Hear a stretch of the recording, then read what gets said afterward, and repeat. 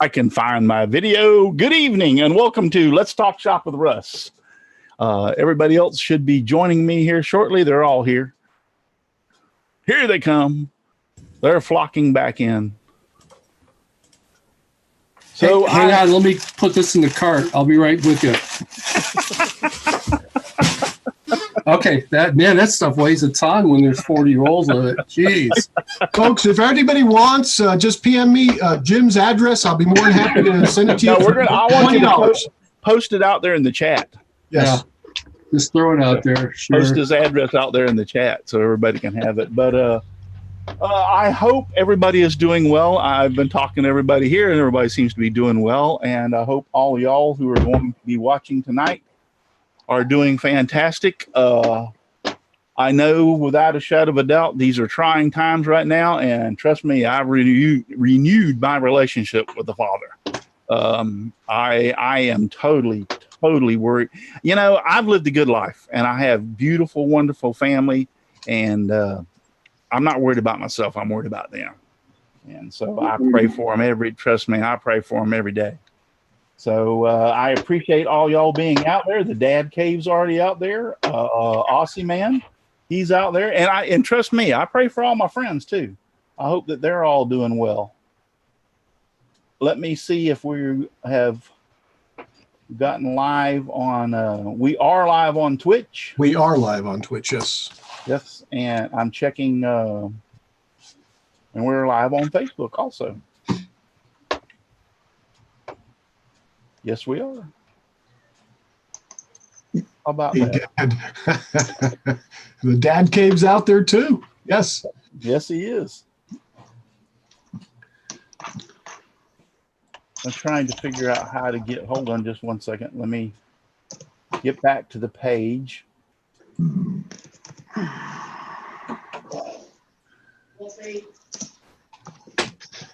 Oh, your Restream Bot's putting that out there. Very good. On Twitch. Check that out. Do what now? The Restream Bot is actually taking the YouTube chat and putting it out on Twitch.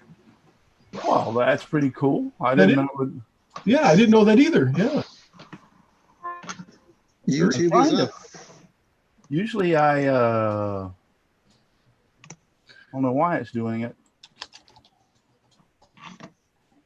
I wonder if it's doing it the other way around. Hello from Twitch. I can spell Twitch. Starts with a T if that helps. Yeah, I'm off for one Saturday and I forget everything. Yeah, see, it's doing it. It's doing it also on YouTube from Twitch. Very good. I wonder if it's doing it from Facebook too. I bet it is. I bet it's doing all three of them. Now that's new. I brought that with me.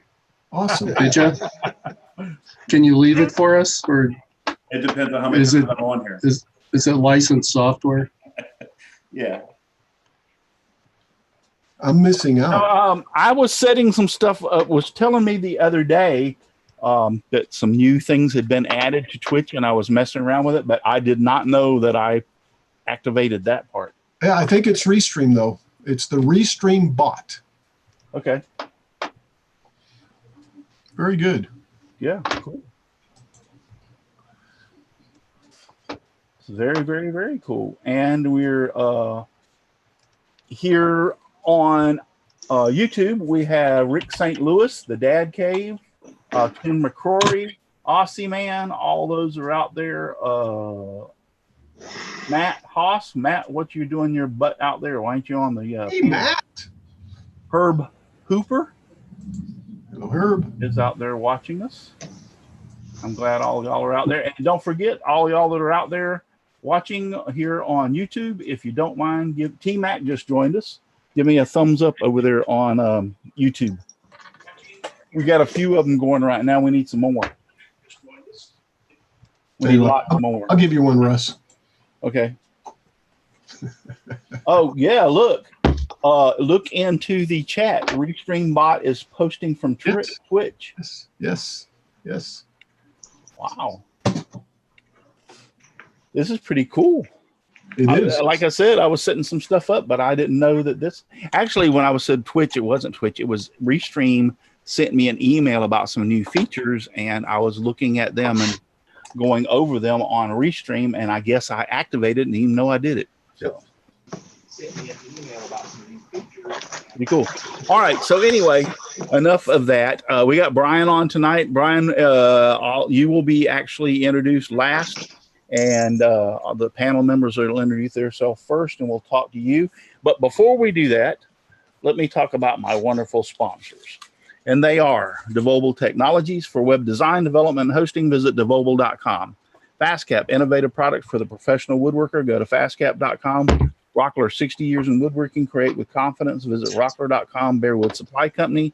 Your best choice for hard-to-find woodworking supplies. Go to bearwood.com. Clean Spores, the sanding specialist, woodworkingshop.com, Seiko, the scroll saw specialist, Seiko.com, and Scrollnado, dust collection for your scroll saw. You can find them on Amazon. And since you're trapped at home and you're probably in your shop doing things, if you need to buy something, buy it from one of my sponsors and let them know that I sent you there. So I'd appreciate it very much. And do I get a kickback? Nope. They just supply me with stuff to give you. So yep, that's all I do with them. They supply me with stuff to give you. So Michelle Marcoux is out there in the chat. How you doing, Michelle?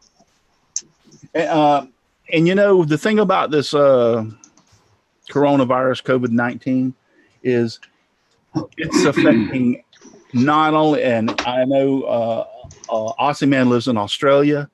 I'm not sure. I don't remember where Michelle lives, but it's affecting everybody all over the world. It's not just the USA. It's not just China. It's not just Italy.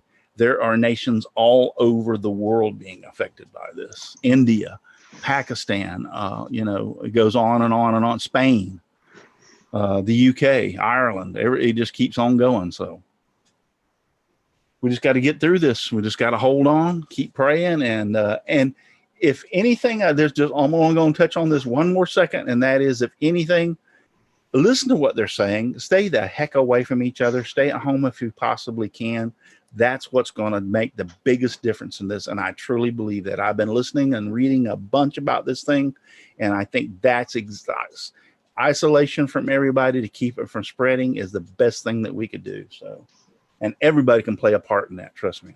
So we're going to start introducing our panel members. Paul, go ahead and tell us where we can find you. Yeah, and you're muted. Paul. There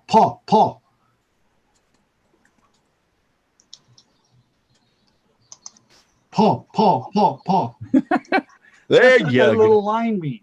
Yep, that little red line. Son of a gun. Learn something every and day. at first, it really threw me. Paul Corliss from Paul's Messy Workshop. You can find me on Paul's Messy Workshop on YouTube, on Instagram, and eventually on paulsmessyworkshop.com. And hope everybody's healthy. And thanks for having me on, Russ. You're welcome. Brenda. I'm Brenda Gia, Brenda G's Designs. You can find me all over the internet, Brenda G's Designs, everywhere you look. I'm primarily known on YouTube. I do craft videos and I do some comedy. I give advice. It's free advice. I never said be good. And I do a live stream on Thursday nights with Matt Haas. It's called Mind Equals Blown on my channel at 7 p.m. Eastern Time. I hope you all join us there. Great.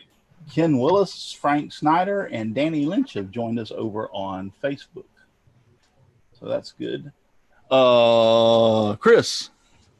Hey guys, Chris here from Yellow Cranky Workshop. You can find me on Facebook and YouTube. And if you need it, I have paper towels here, $5 a sheet. I can go as low as $4. So look me up. Got plenty of paper towels. And remember, we're only 301 days away from the Woodworkers Makers Cruise. So Yes. we'll get by this and we'll all be on the cruise. Yep. We'll all be on the cruise. Jim. Jim Bashir is from Driveway Workshop. Chris, if you cut those in half on your bandsaw, you can double your profit margin on them.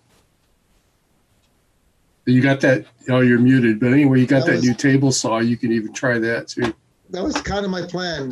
Okay, cool. So- As long as I wasn't gonna great tell him minds that. think alike. Yeah. Okay. Uh, Just glad to be here to talk to Brian. Got a lot of pen questions. Cool. I already warned him about it. So Al. Hey, Al Forte, Odessa Woodworking Maker Shop, Kilroy 79763, all over the place. Man, it's hard to be all over the place. So I'm going to try to just stay in the shop and not go out. It's really hard. But anyway, glad to be here, guys, and looking forward to hearing Brian's discussion on his pens and anything else he wants to talk about. Okay, good. Jim. Dixon.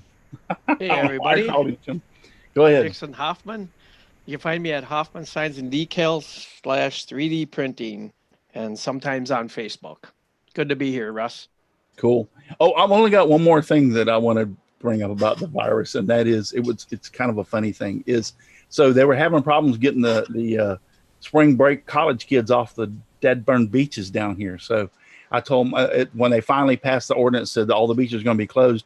I told them, I said, I'm going to call the sheriff over there in Pinellas County and tell him this is what he does. He walks out there on the beach and says, you don't have to go home, but you can't stay here. Exactly. is that copyrighted? Maybe you can get some money from it. My wife started dying laughing. She says, oh my God, I never thought about that. I said, yeah, that's the perfect thing to tell him. You don't have to go home, but you can't stay here. If you don't know Brian, that is what Chris says at the end of the show every night. Oh, okay. It's his little thing. You don't have to go home. How you doing, Brian? I am good. You're good. Well, I'm Russ. Nice to meet you. Good. Tell everybody where they can find you. Okay. I am Brian Short. I'm from Brian's Woodshop. I am located in West Central Ohio. My Facebook page is Brian's Woodshop. I am one person away from 3,500. So somebody wants to do that, there'll be a giveaway. Cool. There is, I was going to start working on my YouTube channel again, so that's Brian's Woodshop. I am on Instagram at Brian_Woodshop. And I do a lot of the live feeds on my Facebook page and Instagram. So that's where you can always find me hanging out, especially the next 14 days. Right? Yeah. Yeah, especially the next 14 days. Yeah. So I get to ask the first question, and this is usually the same one I ask everybody. What in the world got you into woodworking? Well, I didn't have much of a choice. My dad was a furniture maker. So I can remember when I was 3 or 4 years old, sitting in his wood shop with the old pole barn 6x6s, the creosote ones, and driving nails into the creosote soaked log. And so he did that all the way up until I was probably in junior high school. And then I gave it up for a long time. Then when my wife and I purchased our home, it's an 1890s brick, and it needed quite a bit of work. So I started buying tools, and that was 8 years ago. And 5 years ago, I went full-time woodworking. Full-time woodworking? Well, I do my day job, but I also do 60 hours a week in my wood shop. Ooh. Yeah. Wow. Ooh. And that's during the slow season. Wow. Wow. So do you have an 8 to 5 job? No, yeah, pretty much. I actually work 7 to 3. So. Okay. Yeah. And then you come in the afternoon and work in your wood shop? Yeah, from about 4 to 9, 4 to 10. Wow. And then all day, Saturday and Sundays. Yeah, that's a lot of time. That's a lot of time. I can tell you, I'm retired. I don't spend that much time in my shop. I'll probably, matter of fact, I don't think I've spent any time in my shop this week. I was in here last week some, but I'm trying to get my yard, which is another story, together. And it's been neglected, and it's my fault. Bad Russ. And I'm trying to get it ready for spring, which is here. Spring is sprung. So, anybody any questions? Jim, you said you were loaded full of questions. Well, one thing I wanted to bring up before we got into talking to Brian was yesterday I got on a video from one of the big 3D printing guys on YouTube, and there's a list. If you guys have a 3D printer out there or something like that you can make medical devices with, you can put your name on this list and volunteer to print like those ventilator valves and masks and stuff like that for the medical professionals so that they don't run out on us.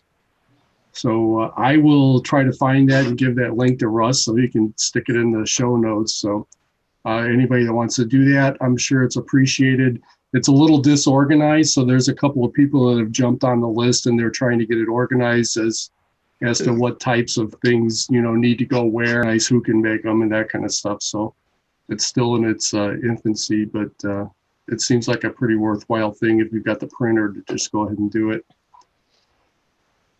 Yeah, there was something about that in one of the countries, Australia or whatever. Italy. Where Yeah, I think you're right, Dixon. Yeah, the guy. Yeah, where they were trying those valves or whatever they needed for the rebreathers, and they didn't have enough, and the guys were trying to print them, and the company was going to sue them and all that other bull crap. And I'm like, oh, come on, give me a That's what got this started. Yeah. Yep. So they charge $11,000 for the valve, and these guys printed a couple hundred, and they printed them for $2 a piece. Right. Wow. So now the company's going after them. Yeah. Well, the guy that's in on this list actually went in and remodeled it, so it's not really stealing their thing anymore because he went and reverse engineered it. If the government of Italy doesn't step in and do something there, or whoever the company is, to go after them and say, chill your heels, dude. This ain't gonna happen. Yeah. So, all right. But do you have a question for Brian? You know what? I do in a minute. But if somebody else wants to talk to Brian, I've almost found this thing we can throw on. I've got one. This comes from the chat. Jimbo's asking Brian, do you do much with deer antler pens? I actually do. This one here is actually a deer antler with it's blood red epoxy resin, and that's Lumelite slow. And but I do a lot of turning with antlers. Very nice, very nice. Now I have a question for you. I have some antlers to turn. I have never turned one. Somebody gave me a while back that I was going to try. Do they say do they smell as bad as what they? Oh boy, that was a yes. Your shop will smell like death for days. Really? Do it in the summertime with good ventilation, and it's fine. It's fine. But I mean, when you say it smells like, what does it smell like? Like burnt skin? Hair. Burnt hair. Oh, Yeah, I hate that smell. Yeah. Ooh, I hate that smell. I'll have to get one of those N95 masks, like we used to do at the fire department when we had to deal with people that had become ripe, and you put. Yeah, that's sensitive for us. Thanks. You were a firefighter. Yes, I retired. I'm a retired firefighter, but anyway, let me get through with. You put some Vicks vapor rub inside the mask, and that helps keep down the smell. So I might have to be doing that when I turn those antlers. Oh, my mom used to be a firefighter then, because she used to smack that Vicks vapor rub on our chest every time. Oh yeah. I stuck that link in the chat for the show here. If somebody can post that out on YouTube, I'd appreciate it. That's got supervisory master control rights or whatever. Now, second question. Some of my antlers are small, so I never even thought about that until I think you just mentioned a few minutes ago. So you could actually cast your antlers in resin and then turn them to make them better for the size of the size, in other words. Right, like this antler here. I bought this blank from John Andrews, and he cuts the antlers up into pieces, and then he scatters them out into the resin, and then that. Oh, nice. But the smaller ones you can actually use for like the 7mm pens and things Yes. like that. Yeah, the smaller pins. Yes. Yeah, I'm not. I mean, I've made some pins, but I'm not a pin expert by any. I'm not a turning expert. I have a nice lathe, and I got into it for a while. I need to get back into it again, and so I'm learning. Trust me, all the time. Hey, I anybody can else got use any a pen. Does that make me an expert if I can use a pen? It does. It does. Brian, have you done anything with bone? No, not yet. I was offered to do something for someone out of alligator jaw. That's real popular right now, the gator jaws. Really? They pull the teeth out, so that leaves that little square opening, and then they fill it in resin, and it looks really cool. But I haven't done bone. Maybe after, you know, everything calms down, maybe I'll start playing with some more, be able to find that stuff, but not right now. Now, where do you sell most of your pens at? Most of them I just sell on my page. I actually, with the 3,500 followers, it makes it pretty easy. I can post it out in like an auction style, or I'll do a lot of the auctions to raise money for Labrador rescues or other things like that, and we split the money 50-50. What kind of pen do you like to turn the most? Like the slim lines or the ones bolt action stuff? The ones that sell. That's my boy right there, guys. I actually like doing the let's see, like the lever action. Okay. I like doing the lever action. Those are fairly simple to turn, and they sell really well. But you can really get some neat looking burl in those, and they make them really pop. Just to put this out there for people that are watching, I mean, we have a bunch of people over on Facebook. Ken Moon's out there, Chris Pine, Billy McCord, Chad Gross Claus, Brandy Riley, and this thing's not cooperating. But some of the people, two people, Ken Moon has said, and so did James Parker, that they can't see us on YouTube. I don't know why. We've got like 35 people in the chat, so we are on YouTube live and well. I've got it pulled up here, and I'm watching it, and so I don't know why. Yeah, they might want to refresh. Yeah, because it's playing on mine. Ken Willis, Frank Snyder, Danny Lynch, Becca Miller, Gary Wood, Scott Leach, Emily Cowart, John Ashley. That's Nancy's niece. Chris Pine, John Ashley, Alan Carter, all those are over there over on Facebook. And I appreciate you being over there on Facebook watching us also. So I appreciate that. Do you do a lot of bowl turning, Brian? No, I don't. I've done a few. I've only been using a lathe for about a year. Yeah. So the pens were the easiest thing for me to get into and the cheapest at the time. Yes. But that didn't last long. Oh yeah, tell me about it. Yeah, I've been turning for like 3 years, and trust me, I'm not a professional by any means, but it's a big rabbit hole because I was given a lathe, and the next thing you know, I'm buying this $3,000 Nova lathe, you know. So it's a big rabbit hole. Well, and the other thing with the lathe is, you know, people say, "Oh, I don't want to spend that much money for a lathe." That's the cheap part.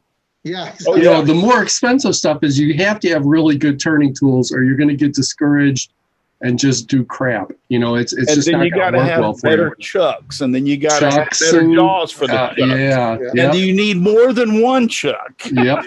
And it goes on and on and on. I think a lathe is the worst rabbit hole you can get into with woodworking. Yeah, it's awful. Yeah. But it produces it's some fun. really beautiful products. And it's like instant gratification too. You know, I mean, you can turn a bowl in a couple of hours and have it polished and everything and look at it and go, wow, that is just the coolest thing in the world.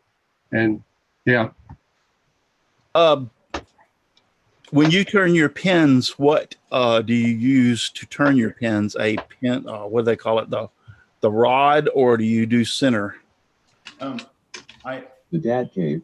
I have the mandrel following. All right, Al. I do.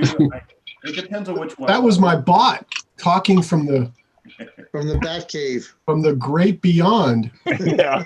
It sounded All like right. you've got Stephen Hawking tied up there someplace in the background. Yeah. All right, go ahead, Brian. Sorry. I do the mandrel. I did purchase the PSI mandrel. It only does the one chuck at a time, or one blank at a time. Right. I like that. That you get a lot more stability out of that. But sometimes when you really want to make sure that you get a match set, I'll run the long mandrel. Right. Have you had any problems with using it? Whereas, a lot of people say they're having problems with they're not actually round, or they get out of round, or they get wonked or whatever. From my using the mandrel, what I thought was happening is I think they're putting too much pressure on it, because that it's not designed for that. What are your thoughts? When I was using the center that at the end, I was having issues, and then when I put the what do they call that, the one with the hollow end, and mandrel saver. The mandrel saver, yes. When I went to that, I didn't have any more problems. You just can't overload the pressure. Yeah. But like you said earlier, I don't make mistakes, so I've never had that issue. Never. That was before the show. Oh, that's right. Yes. You weren't supposed to say that out loud. It's tough to be that good. Yeah. No, but I ordered I had some friends of mine guiding me. Daryl Jones, Carl Jacobson. I had a lot of friends of mine telling me different things and giving me some advice when I was started this journey.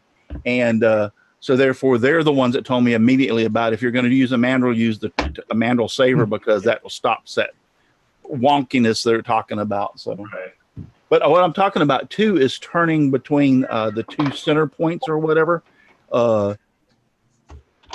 They're two, like, you put one in the jaw, or one on this side, one on this side, and you just turn the one at a time, like you were talking about before. Yeah. When you're doing that, what have you noticed the difference in turning it like that? For me, it's such a more smooth. There's no deviation at all. Okay. I mean, dead center. I don't have any issues. It's just a lot smoother turning. Okay. Because I've never tried that. I thought about, I have the mandrel, and I've thought about ordering it and trying it, but I haven't tried it as of yet. And I just wanted to say this is affecting a lot of people, like Chris Nealon, for instance, from Nyannick River Woodcrafting. He says, as a funeral director, Homeland Security has named his as an essential, and they have virtually no PPE. That's terrible. I mean, I understand what he's saying. He's if they're going to require him to not go on lockdown and be essential, they need to be providing him with stuff. So I don't have a funeral director not having PPE. Yeah. Well, I mean, if you think about it, I wonder what he's talking about PPE, because I'm sure they got to have gowns and stuff, for that. So I'm not quite sure. And I don't want to get off on that subject, but I'm not quite sure who's talking about they don't have any PPE, because I've been around a few nursing homes working with the fire department and stuff. And so I know they have gowns and they have full face things. I don't know what else all they have. I'm looking for anybody. Help me, please. I think James had a question up here, and I'm trying to find. He wanted to know if you ever did anything with pencils. Have you turned a pencil and made a pencil kit before? Yeah, I did. I just did one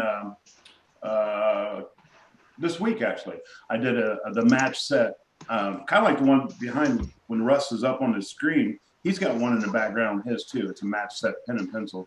And I think he's got the 7mm as well. Okay. Yeah, that's a match set that I made. The first one that I made, it was made, it's that one, was made with olive wood, and Nancy's sister Yeah, there you go. Nancy's sister had to have it, so I sold it to them. Yeah, right there. And a pencil set. What's the difference Nice. between the pen and pencil as far as the mechanics go of it? The pen writes with ink. Oh, Okay. I was You going know to what? say that, but I refrained myself. I know, I had to. You walked No, right into it. I've heard that, but I just wanted somebody that knew what they were talking about to verify it. So the pen, And actually, Brian, you're going to work out great in this group here, man. That was the perfect comeback. I'm impressed. the ballpoint pen, that's all it is. It's just a basic ballpoint pen. And the pencil, when you click the top, the lead comes out the bottom. Okay, so but Mechanical. there's no transmission, like a twisting transmission in it, like a ink pen or anything. It's just a basic click mechanical and go, huh? Okay. Well, and then it depends on the kit. Now, on the one that I had, it actually twisted. Yeah, so it depends on the kit. The kits vary from, whatever the manufacturer is. You just have to look at whatever you're buying and match it up. Anybody in the chat have a non-COVID-19 question to ask or comment? And no, the toilet paper that I got from Sam's today is not going to be given away on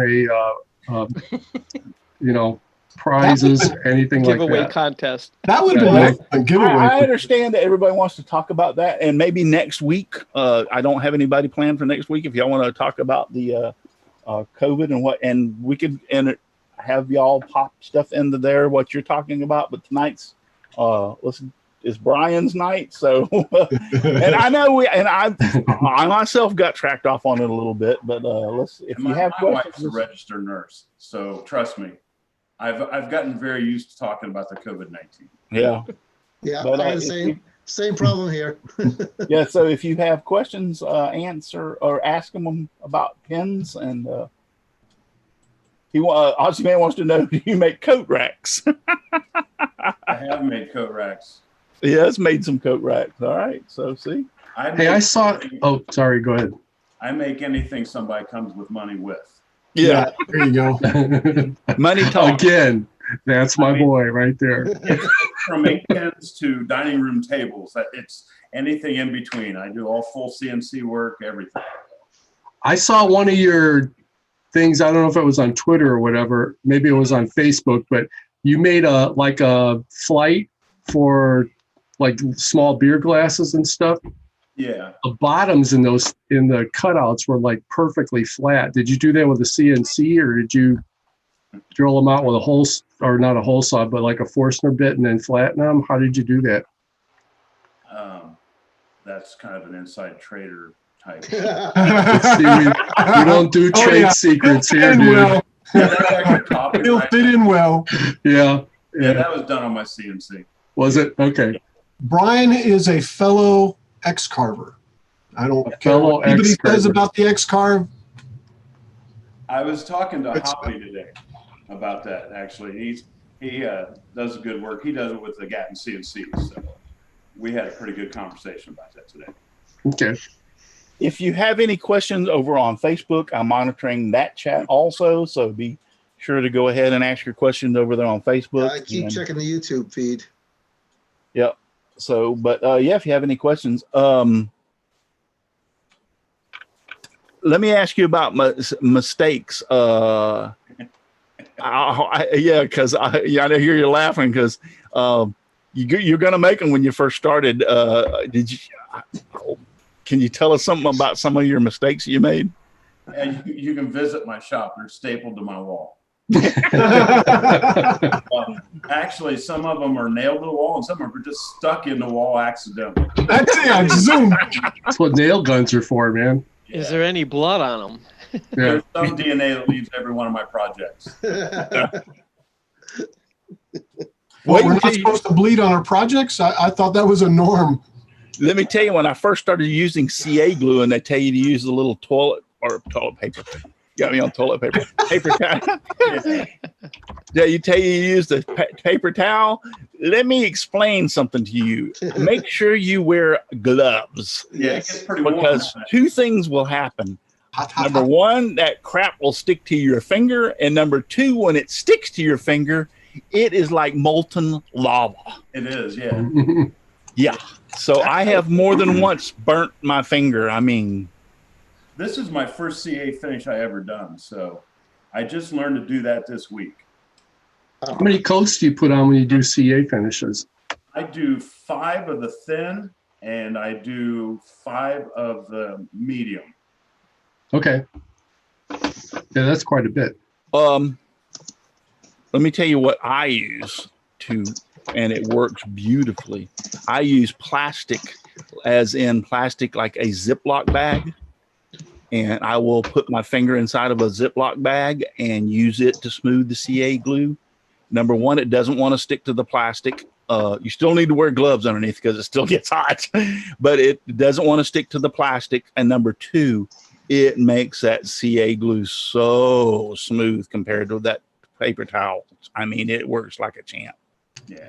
I discovered that by accident. I was sitting there one day and going like, I had some pin parts in a little Ziploc bag, and the bag was empty and was laying there. And I'm like, well, what the heck? I wonder what if I used the Ziploc bag?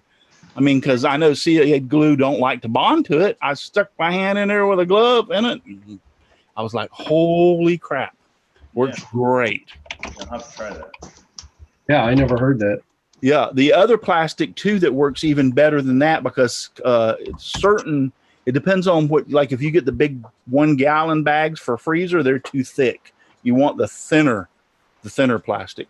I'm trying to think of something that would come in a parcel that was wrapped. It was in real thin plastic. That works too. But like I said, you don't want the thick like the freezer bags. They're too thick. Cellophane type. Yeah, cellophane type. Yes. How about the stuff you wrap, that wrapping plastic? I wonder how that would work. Well, I don't know, but I would be afraid because it has the bubbles in it. No. The stuff you wrap. Like yeah, saran wrap or stretch wrap. Yeah, I have never tried that. Like I said, real thin. Yeah, it's real thin. That is cellophane. Yeah, that is actually cellophane. But just experiment with it, because I found, like I said, the little tiny, we buy the little snack bags. They're very small, and that's a real thin plastic. And that's what I had that day. It had like some miscellaneous pin parts, and that's what I used. Leonard Davis said shrink wrap. So, Chris Nealon, I never thought about this.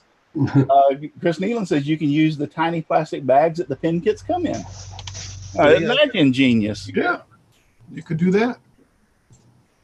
Hey Brian, I'm gonna be making some seam rippers for my wife so she can put them on her Etsy store, because she does quilting and stuff like that. But what do you use to finish those with?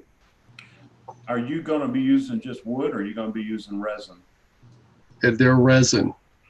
Resin. She doesn't want any wood ones. The resin ones seem to sell more. And getting back to your kind of theory of I'll do anything I can make money from. Yeah. I'm going to have to go with resin. Yeah. So resin, I finish with the Novus scratch remover kit. This is the 3-2 and into 1 polish and shine. It's Novus? Yes, Novus, Novus. Okay. And then for the protective finish and high gloss, I use the Meguiar's. It's a car polish for plastics, and it does real well. I think it's like an 80,000 grit.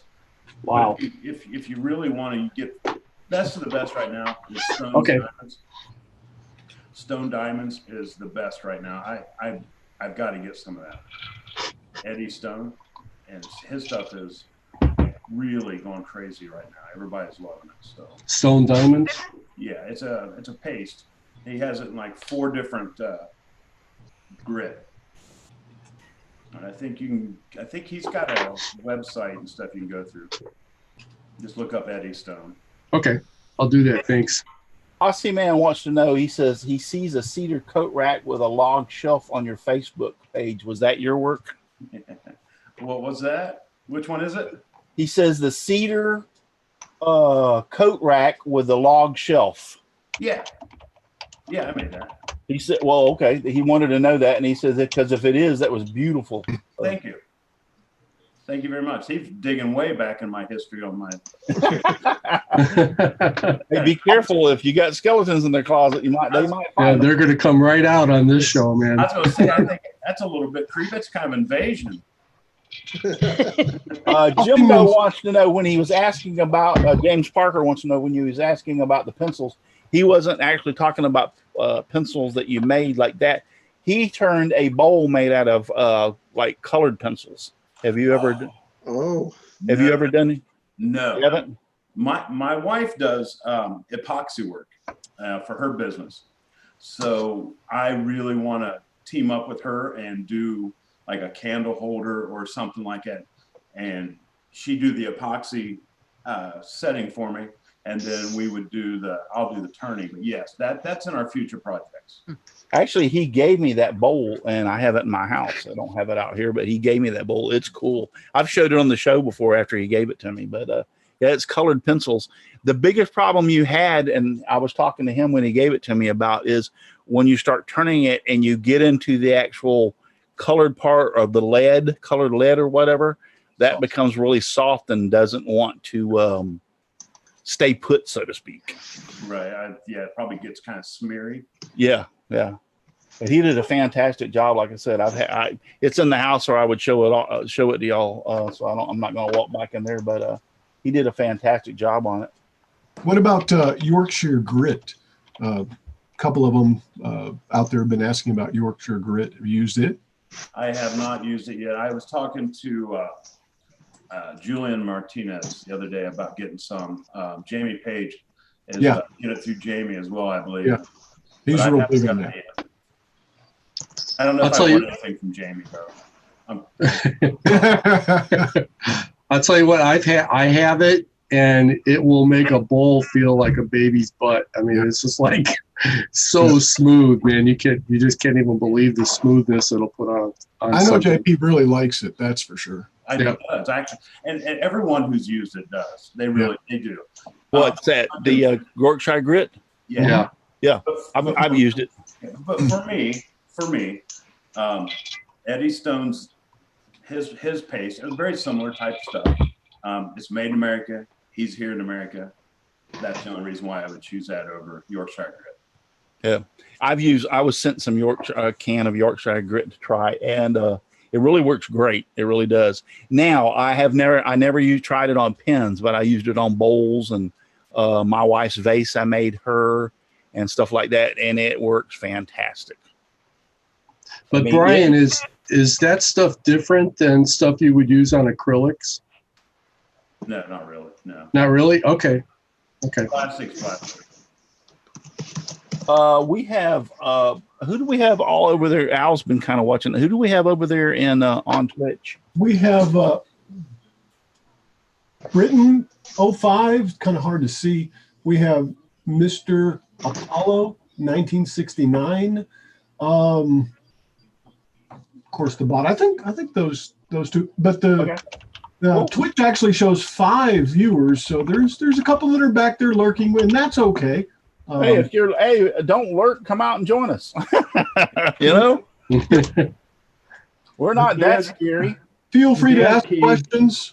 The Dad Cave says, does Brian have any advice for someone who wants to get into turning and has no lather experience? I think Jim already answered that. Is don't start. It's a rabbit. I wouldn't say that. I'd say something, if you've got the money, don't dump the money into the lathe, dump it into the tools. Yeah. Brian's only been turning for about a year, so answer that. Brian, what would you suggest advice for somebody that wants to get into turning? The easiest way is you can make $1 million right away. Start with 3 and you'll have $1 million left. I do want to add something to that. And this is personal experience. I went to pawn shops and started looking around pawn shops and picked up a little MIDI lathe. Yep. And it was $150. And honestly, it's pretty sturdy. It's not electronic, but it's a really good little lathe to start making pens with. Right. Yeah. Anyway, So yeah, see, that's what I did. My hardwood dealer, which is legal, he actually sells used equipment on the side, and he had a PSI midi lathe. So I bought that from him for $60. And but I previously had a Harbor Freight small 12-inch lathe. So it was an upgrade for me to go to the PSI. And I also have a full-size lathe, but turning the pens on a full-size lathe was kind of it was a chore. It was just a lot of setup and a lot of work, bending over, doing, that kind of stuff. So setting up the small one, I mean, really honestly, to turn pens, if you've got $200-300 to start out with, you're good. Yep. You can get everything you need for that. That's including pen kits. But when you start getting into the blanks, buying these hybrid blanks and the epoxy resin blanks and the Cholo cactus and that kind of stuff, you're starting to get into the money aspect of it. Now, when you make those kind of pens where you've got a lot of money tied up in exotic woods and you've got the expensive kits, is it hard to break even or make money on those kind of pens? No, and the thing about it is the normal customer, my normal clients, they're super good. I enjoy working with everybody that I do. They don't know. So if, let's say you're going to do a Coca-Cola wood, they don't know what a Coca-Cola wood is anyway. So you understand what I'm saying. So it doesn't matter the cost of the wood because they really don't know from walnut to Coca-Cola or anything else. So for me, I try to keep my blanks under $20, and then my kits, I buy enough at a time where I get 5 to 10% off each kit. So I tend to sell my pens for around $40 each, and that way I'm sure to break even that way, or I usually make money. Right.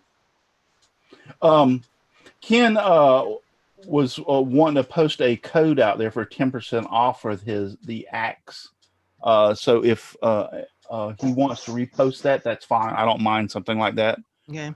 I mean, Brenda, you did fine by deleting it. That's fine. I'm just saying that's okay. I don't mind if he does that. And he says he has some codes for resin mold, Scarbond, and stuff for Total Boat. So if he wants to, if you can't do anything else, PM Brenda or Al, and they can post those codes if they won't let you post them. Is that Ken Moon? He can post it and I'll approve it. Okay. Did you say it's Ken Moon? Yeah, Ken Moon. Could you have him post Troublemaker. Could you have him post his spit juice recipe, please? Spit. Or shine juice? Spit juice or shine juice. It's shine juice. Yeah. Yeah, OB shine. Yeah, but it's probably spit juice coming from him. From Ken, yeah. It's probably like you do know that moonshine recipe. It's the same recipe as what's his name? The Daryl uses it too, doesn't he? Yes, Yeah, Daryl does. The guy that originated, though, I can't think of his name. OB. It's a new shine juice. Yeah, OB shine juice. Anyway, it's easy to make. It's alcohol. Alcohol, barn or shellac, and something else. Yeah. Alcohol, shellac, and what's the boiled linseed oil? Boiled linseed. Yep, that's it. Yeah. Okay. Yeah, it's in equal parts. Eddie Castanelli. I think so, yeah. Yeah, Eddie Castanelli. Am I saying that right? Somebody correct me. Castellan. No, I heard it. Castellini. Castellini. There you go, Castellini. He kind of like originated that shine juice. And if you look him, or Captain Eddie, yeah, that's what everybody calls him, Captain Eddie. And thank you, McKen. That was that's the guy I was looking for. Yeah, it's original. He put it in equal parts, so it'd be 1/3 denatured alcohol, 1/3 shellac, and 1/3 boiled linseed oil, and you mix them together and you use that. And so you use a cup, let's say a cup of boiled linseed oil, a cup of alcohol, a cup of shellac, and it works great. The only problem I have with is you want to make small quantities unless you turn, because it goes bad. Yeah, the shellac goes really? bad in it. Yeah, Right. after it wants to sit for a while, it doesn't want, and then you try to shake it to get it back into. Now, the only thing I could say is I was using like a small plastic bottle, or let's say like a ketchup mustard bottle that you have on a picnic table. Mhm. Yeah. So I was using it so it didn't cap back off airtight. Maybe if you put it into something airtight after you used it, and so that air wouldn't get to it, it might be better. Okay, he's got a new recipe up here. He says the new one is 60% shellac, 30% denatured alcohol, 10% boiled linseed oil. It builds faster, shines, lasts longer. Otherwise, the shellac goes bad. He uses glue bots. Glue bots, yes. So if you use a like ketchup bottle, does it taste good on fries too? Yeah. It's not, just you buy asking. the clear bottles, but they're like a little ketchup, that's what you use. Yeah. But my point is, yeah, he's right. The shellac will go bad after sitting for so long. So I don't know that if you put it into an airtight sealed something that would make it last longer or whatever. But It's probably the alcohol breaking it down. Could be, I made, a pretty good sized bottle of it full, and I only used about half of it. And I went back, 3 weeks, 4 weeks, for whatever it was, a period of time. And when I went back, I was like, it wasn't any good. Well, the shelf life on shellac isn't that great anyway. It's, it goes bad quickly. That's why I always eat my jelly beans quickly. Do you? Okay. So That way they but don't shine get juice. sticky. Yeah, Captain Eddie, he kind of like I'm not 100% sure that he originated it, but when I was looking it up and everything that I know, that he was one of the first ones that come out with the shine juice, Captain Eddie. Yeah, he says the alcohol evaporates and makes it go bad. Go bad? Okay. Okay. Yeah, Ken's had That more makes sense. experience with it than I am. But like I said, you could eliminate that if you could put it in something that was sealed. Right. That would, so it wouldn't evaporate. So Well, even shellac in a can will Yes. go bad reasonably quickly. yes, it's kind of like got a shelf life for sure. Yes. But Even if Chris it's says, Chris said the shellac goes bad because the alcohol evaporates. But can you just make it back up with some fresh alcohol? But it didn't work whenever this Not stuff. for me, it didn't. Yeah, it didn't work for me. So Brian's sitting there like, I don't use OB shine juice, but we just spent the last 10 minutes trying to figure out how to use it. Yeah. I was using the power of this panel to find out what the ingredients was. There you go, man. There you go. So he Well, actually, Captain Eddie has that. He has it posted on his website and YouTube and everything else about making it, and he gives you the formula. He's down there by you, isn't he? I don't know. He's in Florida. I don't know. Is he? Yeah. I didn't know that. I watched his videos and didn't realize he was here. If If he's he's in Florida, wow, I'll have to look that up. I believe it. I'm pretty sure he lives in Florida. Okay, I'll have to look that up. But yeah, I like shine No, juice. Don't get me wrong. he's in Jefferson, Louisiana. Okay. Oh, no way. Yeah, that's close to Florida. Yeah. Wow. Actually, it is. It's only a few hundred miles. Yeah. I thought, okay, I'm wrong. Hans Meyer, Chris Riley, Mark Christopher, Jeremy Crawford, Sean Mason all joined us over there on Facebook. Good to have all y'all over there. Yeah, Captain Eddie's in Louisiana, Michelle Mark, who put 3 ounce, wish they could buy it in 3 ounce bottles. Yeah. And that's, like I said, that's the problem I had, is that it went bad really, really quick. So I would only make small quantities unless you can come up with some way. What was it? What's those things that you vacuum seal? Get one of those things that vacuum seals and put in it and suck all the air out. That might make it last longer. Hey, if it's just evaporating alcohol, you could like put some gasoline treatment like you put in your tank. when you store your lawnmower for the winter. That would have a nice Just smell. so it doesn't see, so it seals the gas up so it doesn't lose any. And the fumes VOCs. leave that and work its way over to the electric motor and poof. Stabilizer. Yeah, gas stabilizer. Russ, you can always buy just the shellac itself and then just take a little bit out and put alcohol in it and mix up a little bit of shellac. And there you go. Yeah. Yeah, that's what I say. Yes, now I know better. I just Jim Doppler said, just mix what you need. Yes, Jim. Now that I know that it goes bad, I do that. But when I first made it, I made a big old thing of it. I'm like, oh, I'll have this around for the next 6 months. It don't work that way. Well, I'm even more optimistic than that. I go down and buy a quart of it at a time. So, Brian, fearing that we're going to spend the rest of the show on OB Shine Juice, what's the favorite thing that you ever made? What's your most favorite thing you made? Well, actually, hold on. Ooh, we got show and tell. I love show and tell.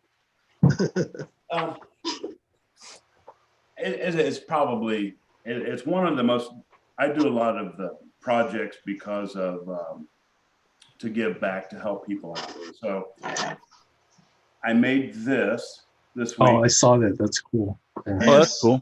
The purpose of making this was because this is a young girl. I think she's 7, 8, 9, 10 years old. She is a cancer survivor. So when she grows up, she wants to be a canine dog handler. Oh, cool. Nice. So I got on board with, she's in Georgia. So I got on board with the Georgia Canine Foundation, and I'm going to donate that to their little thing to help her out. And I went around to the Ohio State Troopers have donated some patches and stuff to send down to her. So for me, the projects that I make, I get the most joy and the most happiness out of making the ones that I can do something to help somebody else out with. Cool. So how did you get tied up with something like that with your, like the state police and everything? Well, actually, I do a lot of work for the Ohio Canine Memorial, the police dog memorial. It all started back when I started doing a lot of work for Ohio Labrador Rescue, and it just kind of flourished from there. So 10% out of any pet-related items that I make, that 10% donation goes to dog rescue. So for me, a lot of avenues have opened up through that. So I do a lot for all over the United States, actually, for Labrador rescues. Now I do a lot of stuff for Basset Hound rescues, and so for me, that's been a great avenue. Cool. Looking at this Buckeye burl with actual copper. When you say actual copper, explain. Okay, well, let's see. It wasn't a copper tube, was it? More show and tell. I love show and tell. Yeah. Or was it copper that you put in the resin? It's copper dust that is put in the resin. Okay. So I've also got blanks that are brass. I have some that have jeweler. But once again, that's powder put into a resin to make those. Yeah. Okay.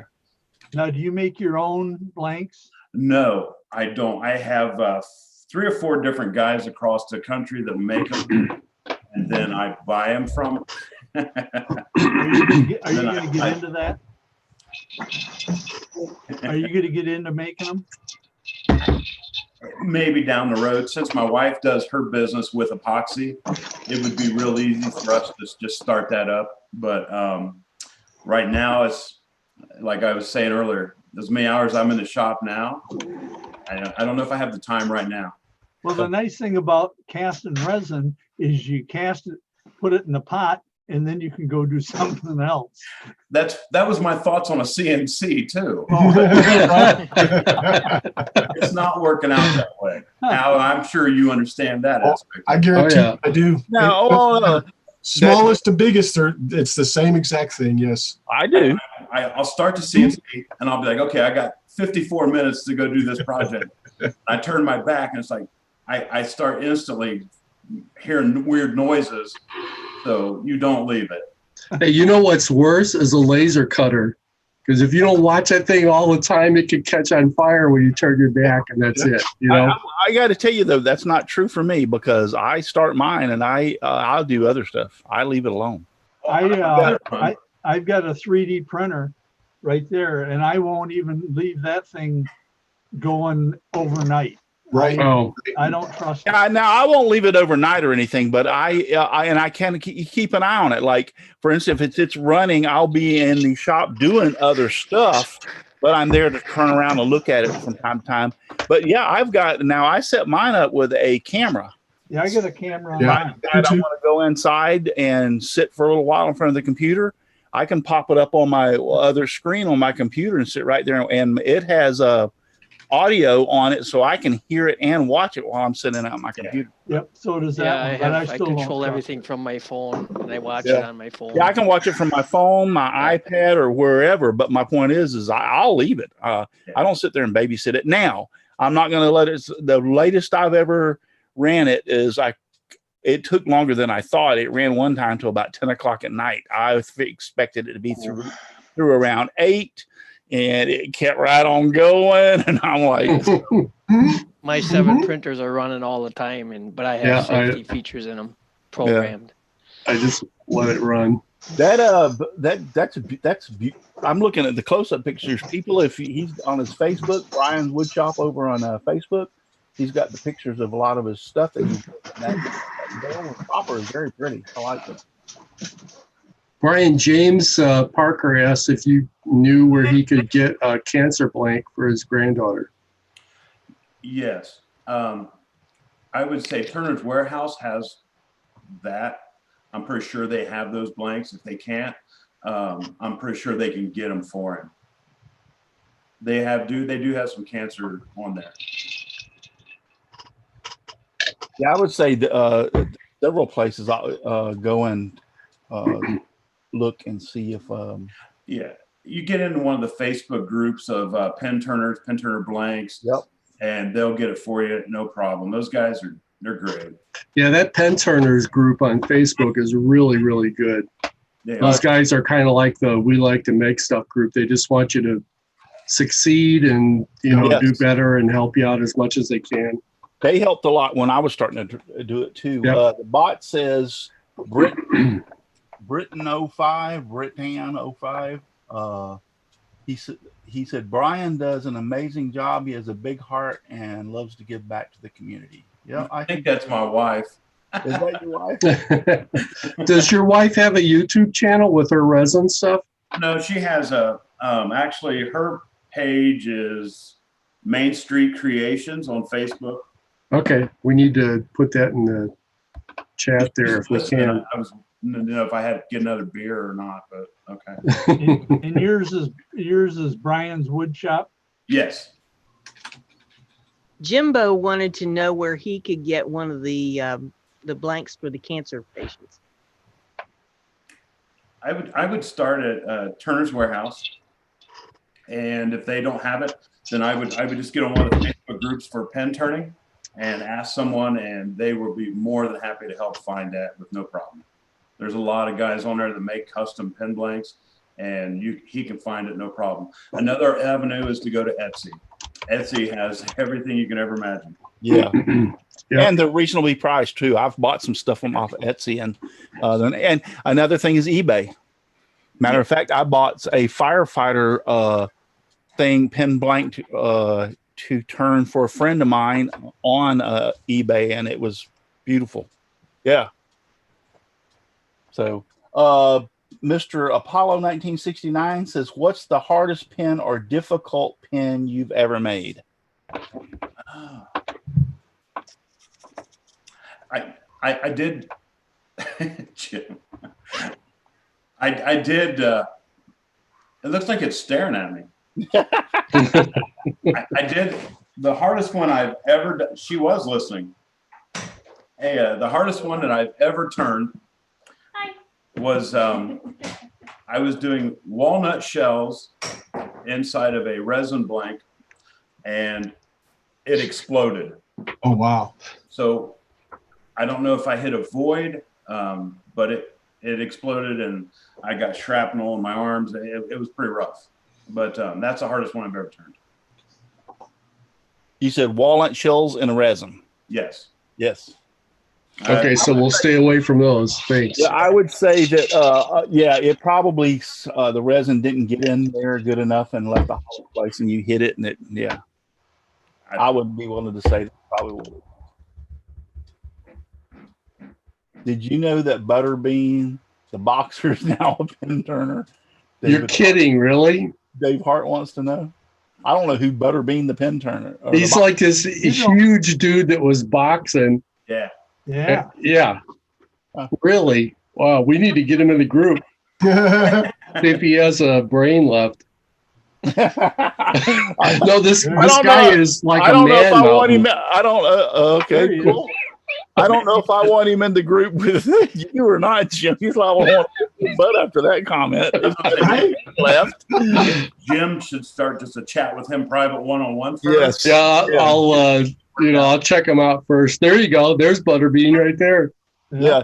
This guy's like a, yeah. Jim Dockrell wants to know if everybody has enough toilet paper. Yes, we have enough toilet paper. Jim's playing around with his. There's a better picture, Jim. Yeah, that's him right there, man. Mr. Apollo wants to know, has anybody ever had any serious injuries? Depends on how serious you want to talk about. I mean, you're talking about maiming injuries, losing fingers or something like that? Nope, I don't think anybody here has. Because you got to have workshop. Yeah, you have? Oh, yeah. Brian Yeah, has. look What at happened to you, his Brian? Oh, here we go. Oh, Yeah. time for work. Whoa, Workshop confession. yeah, this is going to be a wood shop confession. Oh, so okay, so Brian, everybody, we try to ask a wood shop confession, and that is name something that you did in your shop that after you did it, you went like, "What the heck did I do that for?" So you got maimed. Tell us. Well, actually, the paramedics are the ones that asked me what the hell I did. So, 2016, June 6th, and I'm making a project for Wright-Patterson Air Force Base. Right, Pat. It's a 5-foot wide, 18-inch tall shadow box for a officer that was retiring from the headquarters.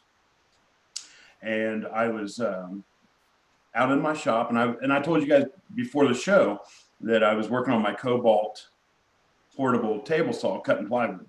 Yes. So I was working with 1/8-inch Baltic birch plywood for the backer, and caught kickback, and it took my right index finger 90% off. Ouch. So at the time, I was here alone. My wife was at the hospital working, and our son, I come in the house, immediately.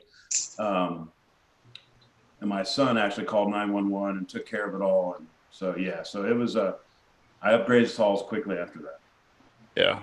You have a saw stop now, do you? It was severely broken in 2 places, had it pinned and sewed it back together, and it's got about a 50% usable now. Do you have a saw stop now? No, I do not. Saw stop wouldn't have mattered because it was a kickback. Oh, okay. Well, Brian, I think that puts you up at the top of the class in the Yeah. that's the workshop That's about the confession worst thing. injury we've had on the show. So I'm gonna bless you, Brian, that you'll have no more accidents in your shop. the only At thing least that you would have didn't been swear, better, Jim. you'd have fainted from the sight of blood. Other than that, No, actually, I was cool and calm all the way through until I got to the emergency room and they took me in. My wife came down from her unit upstairs, and that's when I lost it. Yeah. It was a good time. Oh, man. wow. Gag.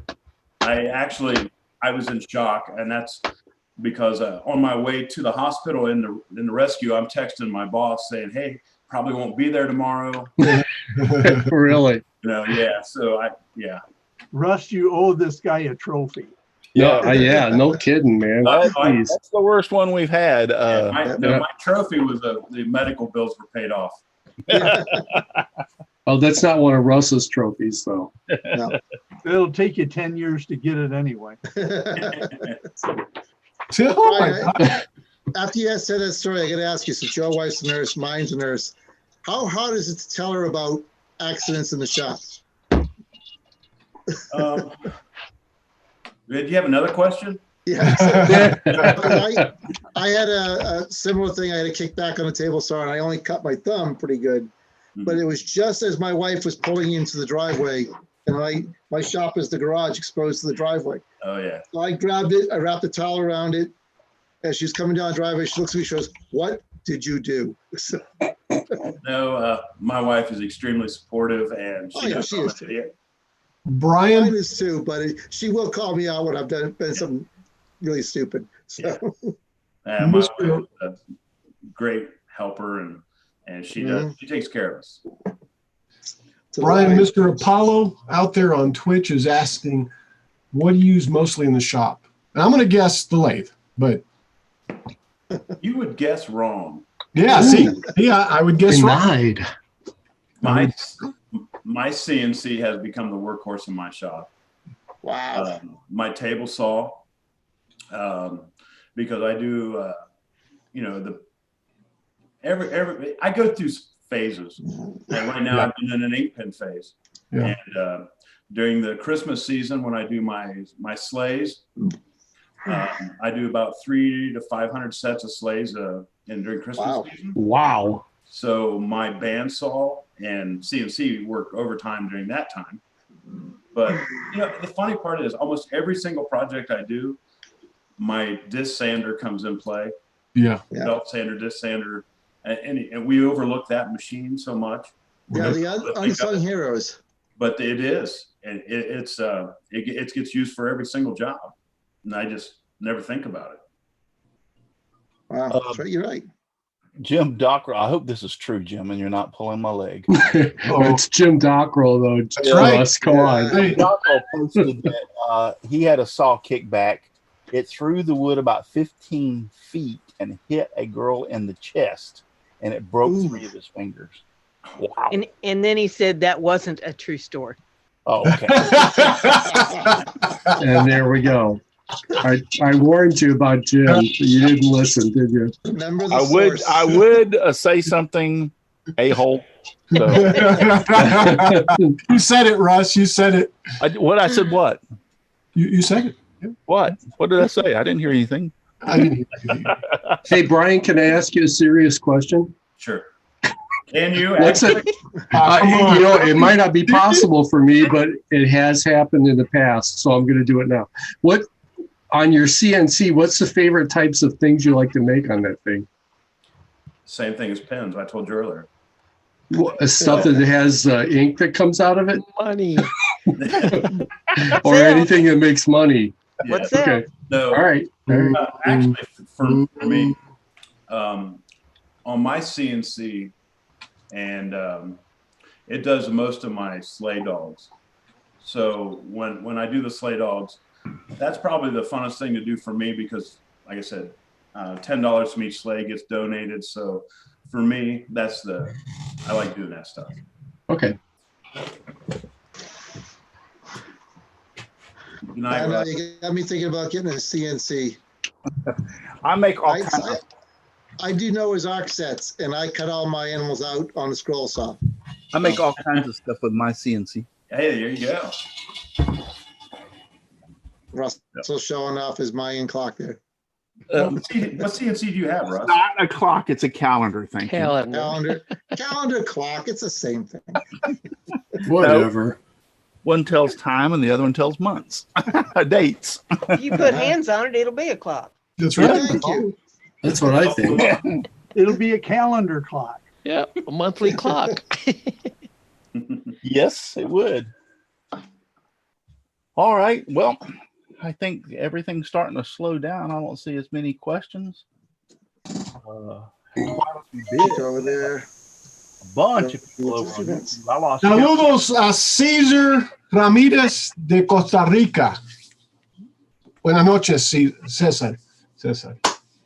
Sorry. I saw that, but I didn't know what it meant. Yeah, I saw it. And, he says, hellos from everyone from Costa Rica. Okay. Oh, all right. Costa Rica. Cool. Buenas noches, Cesar. Buenos noches. Tacos.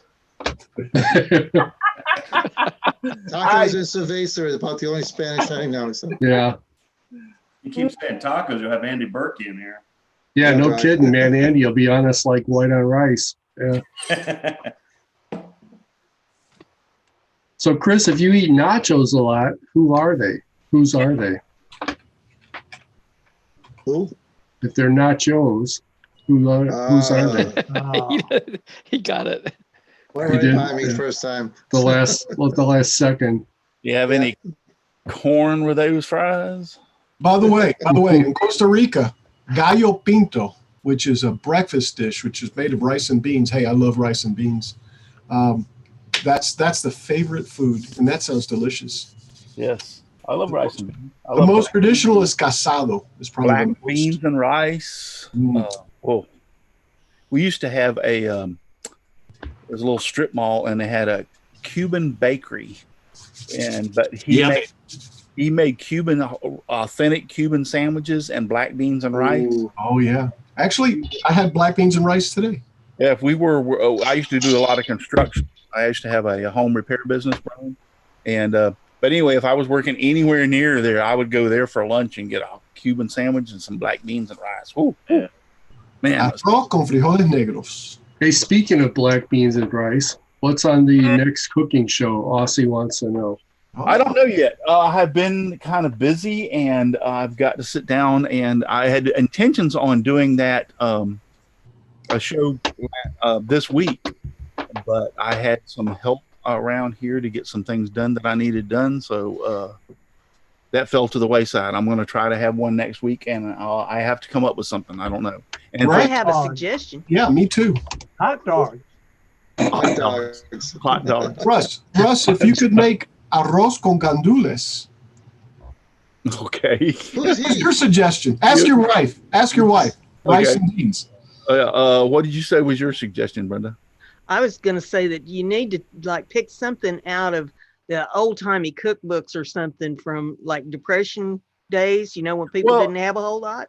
You say that, and I thought about that this week about doing a few things, and we've talked about this not on the show but off to the side, and that is maybe some way of turning some stuff that you can only get into something really good. Mm-hmm. And so that's what we talked about. In other words, canned green beans. They really don't taste that great, but I have a few ways of making them taste pretty doggone good. So Put hot dogs in. what my next cooking thing is taking some things that you can't get a hold of. And what'd you say, Jim?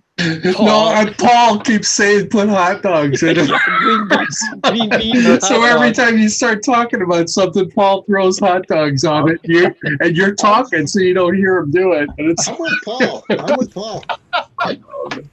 You can't. Paul? If nobody knows how to make a damn hot dog, there's something wrong. Paul, if you saw hot dogs being made like I have, you wouldn't eat them anymore.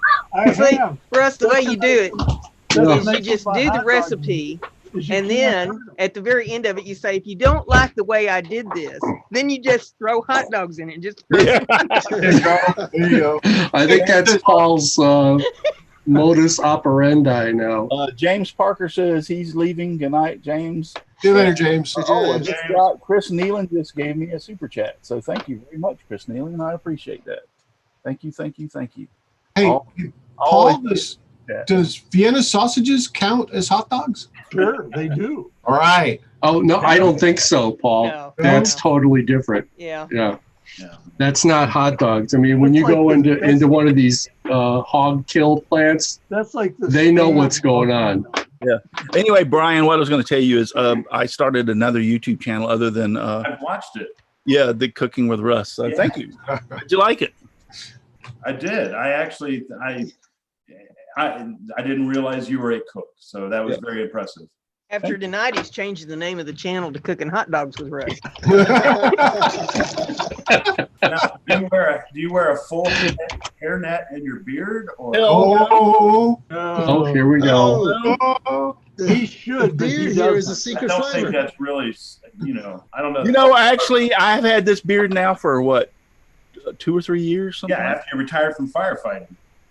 No, I took a little bit longer than that, but no, because I retired from firefighting until in 2004, I believe it was. Yeah, try to go in a British petroleum plant with a mustache or a beard. Yeah, I've only had this beard for like 3 years. So. Oh, really? No way.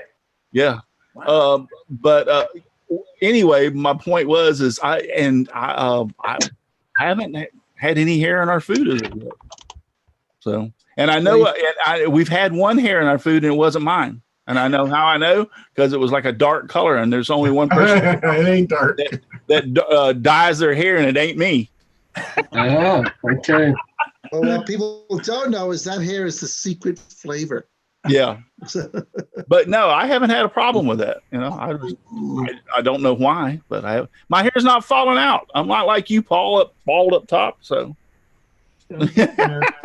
Paul's bald? Hey, Paul, No. I'm with you. he's balding. He's balding. Yeah. Small club, Paul. Oh, there we go. Yeah. Hey. But anyway, yeah, I had a good time with that. But yeah, I've got a few things. I call it. But I'll probably do. Probably next week I'll work on one. But Macaroni and cheese and hot dogs. cheese and hot dogs. Yeah, it's a staple. Well, now I could have done this week corned beef cabbage and corned beef and cabbage. Yum, yum. If you're gonna do hot dogs, you know, Hillshire Farms has a new hot dog run out that is top split. No, you don't want to split dogs. That's all the juices out. No, the bun. Hillshire Farms has a hot dog bun. that the And then top next is week, split. next week, then he can do cheese dogs. Well, those are good too. Sure. Oh my God, hot dogs are the grossest thing. Russ, if you're going to do corned beef and cabbage, wait till September, halfway to St. Patrick's Day. Since we Okay. lost it this year, we're going to have big to-dos that come September. The Dad Cave wants to know, Brian, what beer are you drinking? Oh yeah, Brian. I am What's your drinking- beer? Are you a beer aficionado or? Yeah, I am. It's a Pilsner and it's Bud Light. That's the only thing I like. Okay, yeah, definitely aficionado then. Yeah. Don't tell Jim Dockrell says don't tell people there's hair in your food. They'll want one. Yeah, right. Oh, yeah. There's a fly in my soup. What's he doing? The Extra back- protein. Backstroke. The backstroke. Right? Oh, it's- I actually made. Was it Tuesday of this week or Wednesday? Tuesday or Wednesday of this week, I made some homemade chicken noodle soup, and that was good enough and make you want to slap your mama. Woohoo! My wife even said, matter of fact, it was so good. I made a big pot. I'm not a big pot. I ate like 2 big bowlfuls, got so full that I was like just miserable. So we put it in the refrigerator, and my wife was sitting there the next day, and we were going like, what are we going to eat for dinner tonight? Because we always lay something out. And she was like, I said, you know what? We got so much soup. Why don't we eat that before it goes bad? So we eat it the second night. Freeze I them. did stuffed bell peppers today. Did you? Mm. Oh, those are Ooh. good. Ooh, I like a good stuffed bell pepper. Mhm. Yeah, with Jimmy Dean sausage. Oh, yeah. What'd you stuff it with, Brenda? I make my own mixture. It's You- got hamburger and rice, and it's got peppers and onions and mushrooms and some tomatoes and just all kinds of good stuff mixed up in there. I'm going to make some, and I'm going to stuff them with a Cuban named Al. Hey, why? That tastes good, but ain't that good. Doesn't he Stuff 'em yell with when you hot stick him in dogs. a grinder? Yeah, we're going to find out. You go, "Ay, ay, ay, ay, ay." As you can tell, Brian, we kind of go off the rails every now and then. So, That's fine. Yeah. We're totally derailed. Oh, I've listen had to a good this. time. This Jim is a- Dockrell says, I had a German hot dog once. It was the worst. Yeah. Well, Brian, you and I live close enough together that we need to get together sometime and do some kind of a parody video, you know, some kind of crazy thing. parody video. Yeah. I mean, it probably only take me 30, 40 minutes to get over there where you're at, you know, and we could just do some crazy thing. Yeah. Put it up Stuffed on peppers. You could do stuffed peppers with hot dogs. Put a hot dog on the lathe. Yeah. Hey, there you go. That's Gerald about all they're worth. We're going to turn it That into would be something. interesting. It'll probably Gerald shut the Vance lathe off. joined us in Facebook finally. He says, "Hey, hi Ken, hi Gerald," and then still got some. We're gonna call it a night, people. We're running. What time is it? 9:25. 9:25. 9:25. Yep, it's time to call it a night. And thank you so very much for being on the show, Brian. I appreciate Thank it. you for having me. It's Yeah. been a pleasure. Well, I tell you what, we like you so much. Here's an open invitation. Anytime you have or want to, just let me know, and I'll give you the link, and you can join us again. I appreciate go, it. Brian. Thank Yeah. you. So on Saturday night, I mean, you don't have to do it every Saturday night, but some Saturday nights you might be sitting around going like, you know what? I ain't got a thing to do, especially since I'm home in this COVID-19 lockdown. Yeah. I'll join Russ tonight. There you go. So yeah. Hey, I have one more question for you, Brian. Where do you get your dog patterns on your sleigh? Those actually come from Google. I actually use the. This is just weird, but I'm not weird because I know some of my people are listening. I actually Didn't mean weird. I usually AKC registered of the bloodlines, and for that reason is because my Labrador people and I love them to death, but they choose the otter tail versus the regular dog tail. So when I began using AKC, my sales went through the roof. So Wow. I use AKC for the dogs, and I get them from their websites. No, that's cool. Most of my animals from my arcs, a lot of them are freehand drawn, or believe it or not, stolen from coloring books. And but I can never get a dog pattern that I'm really happy with. Yeah, So just go to AKC and you can look up any kind of dog pattern you want. it kills me. My brother's in the animal industry. I never thought of that. Yeah. Cool. Wow, right in front of me the whole time. Great, thanks. Cool. All right. Yep. We're going to call it a night. Thank you, everybody, for being here. Thank you, Paul, Brenda, Chris, Jim, Dixon, and Al. Thank you all for being on here tonight. And again, thank you so very much, Brian, for being on here. And we've had a very good turnout tonight. We had like 30 people over on Facebook, five over on Twitch, and a host of others over here on YouTube. So thank you all so very much for being out there. I appreciate it. We've only got one thing left to do, and that is if you're too busy to get out in your shop and make some sawdust, you're just too darn busy. Sing it, Russ. Just give me sawdust, lots of sawdust all around me and everywhere. I like it flying all around my shop and even in my beard and hair. Good night, everybody. Thank you Good for night, boys watching. and girls. Thank you, Remember, guys. night, all. call me. $5 a sheet. Call me.